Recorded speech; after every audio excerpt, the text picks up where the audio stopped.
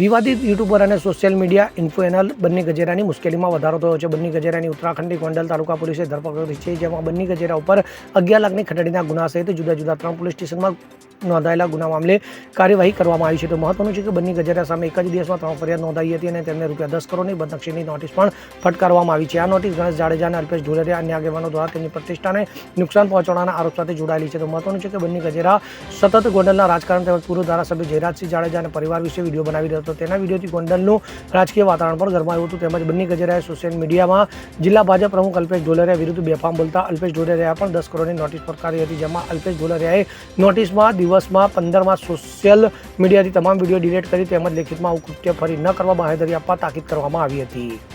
Bureau report CN24 news. હવે જુઓ દેશ દુનિયાની તમામ ખબરો તમારી આંગળીના ટેરવે. ઉઠાવો મોબાઈલ અને Google Play Store પરથી ડાઉનલોડ કરો અમારી CN24 ન્યૂઝ મોબાઈલ એપ.